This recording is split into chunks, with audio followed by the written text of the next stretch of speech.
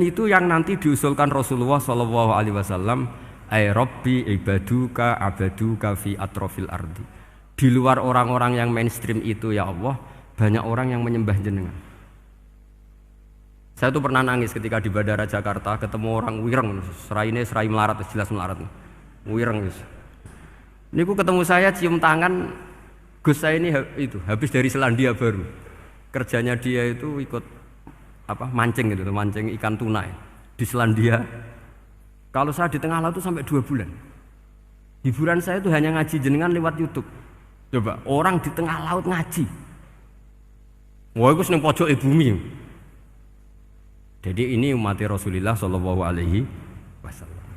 Makanya kalau suwon jenengan yakin saja terhadap syafaatnya Quran, karena semua malaikat itu kena aturan. Di antara aturannya adalah tidak boleh menyiksa orang yang di hatinya ada Al-Quran. Fa innallaha ta'ala la yu'adzibu qalban wa al-Qur'ana, karena Allah tidak akan menyiksa hati yang ada di Quran, yang ada Qurannya. Sehingga mriki jelas gini riwayat saking Ibnu Katsir, supaya kula percaya, apalagi ini didhawuhkan Rasulullah sallallahu alaihi wasallam bahwa surat Tabarok adalah disebut munjiyah, penyelamat, juga disebut waqiyah, penjaga.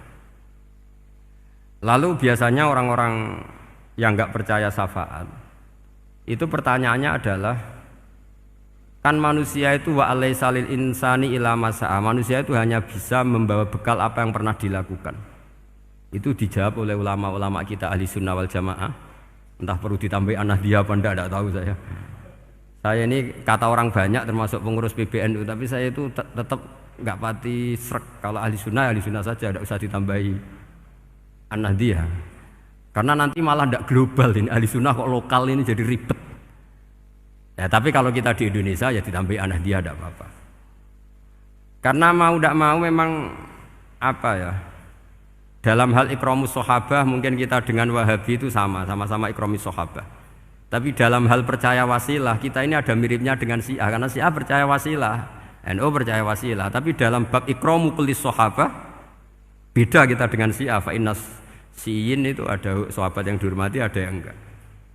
Akhirnya terus kita karena itu terus bikin ahli sunnah an-nahdiyah, karena Wahabi itu ya ahli sunnah tapi enggak percaya wasilah. Ya katanya gitu, kata para pakar-pakar. Saya sendiri hanya nirukan, saya enggak punya kepentingan untuk menganalisis itu enggak. Karena pertanyaan di kuburan itu ya gampang, nanti marbuka wa manabiuka itu gampang lah. Tapi ada KNU juga, ada nanti Gus pertanyaannya, wa ma jamiyatuka. Waduh ribet itu, lama-lama wa ma hizbuka, partai kamu apa?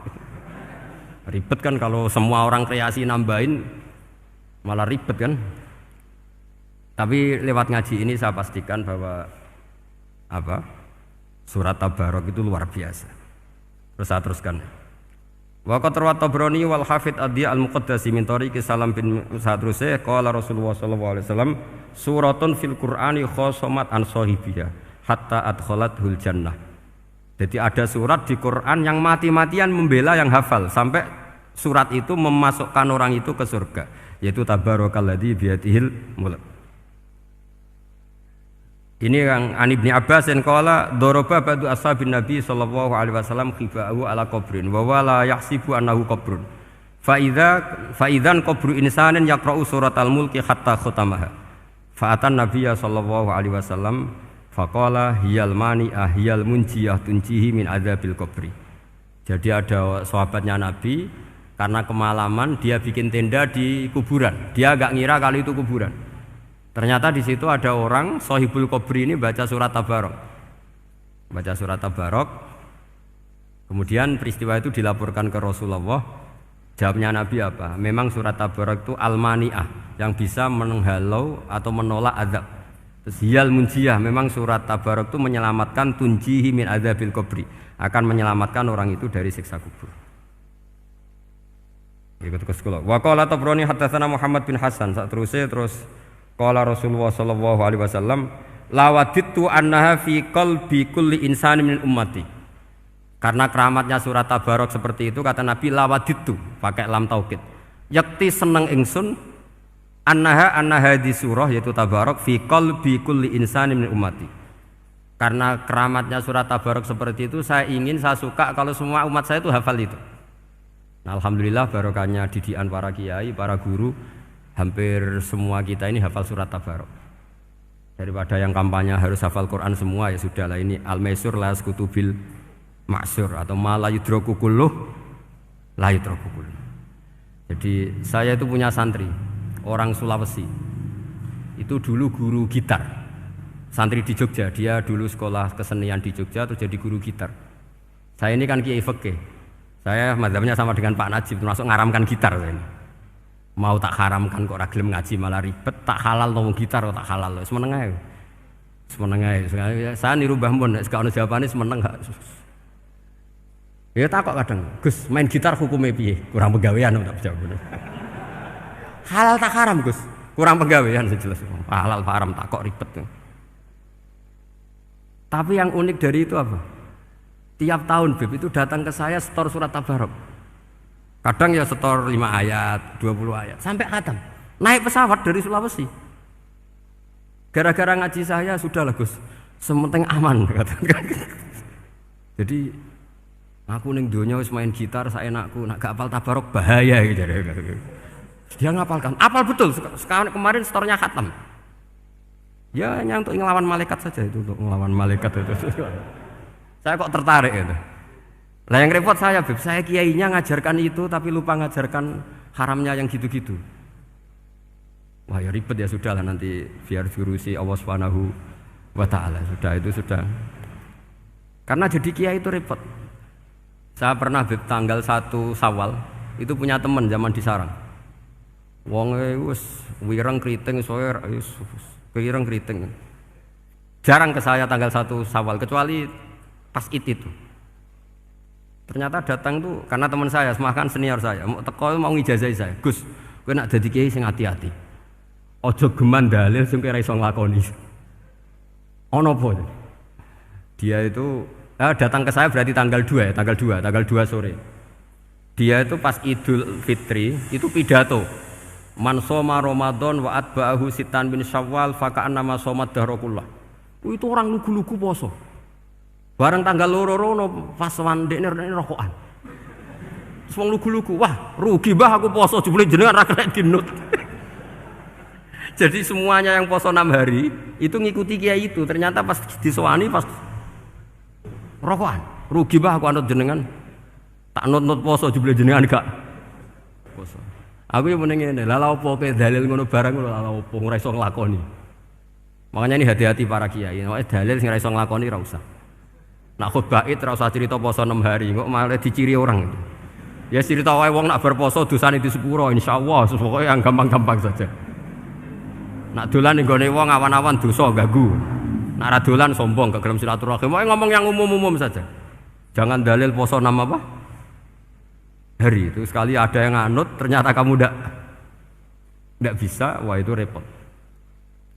Ya jadi saya berharap sekali keyakinan guru-guru kita bahwa Al-Quran mensyafaati itu kita terima.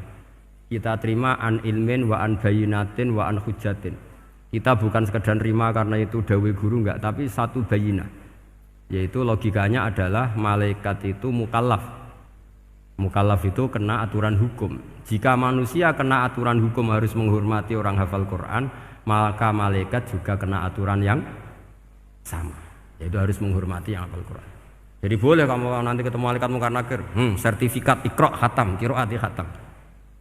Syahadah saya hafid terbaik. Ya supaya dia enggak sembarangan nyiksa kita. Wah aku yakin mesti gak wani, yakin. Jajal sebenarnya. Tapi sampean matur, ojo tes tapi. Karena sekali dites bulet tuh. Ya jadi ini jelas ya dawuh Nabi ketika cerita keramatnya surat Tabarok, dawuh Nabi lawaditu annaha fi qalbi kulli insanin min ummati. Wa qad rawa hadzal hadits Abdu bin Humaid fi musnadihi bi absato min hadza. Faqala ada yang cerita lebih detail di riwayat itu fa innaha al munjiyah wal mujadilah tujadilu auto khasimu yaumal qiyamah inda rabbiha liqairiha. Nah ini lebih gampang lagi. Surat Tabarok itu mati-matian bela yang baca. Semoga riwayat ini yang benar, bukan li hafidhiha tapi li qari'iha. Sampean milih riwayat yang hafal apa yang baca? Baca apa hafal? Baca apa hafal? Korupsi kabeh. Jadi ada riwayat itu tujadilu au tukhasimu yaumal qiyamah inda rabbiha liqari'iha. Bagi yang baca, tidak harus hafal.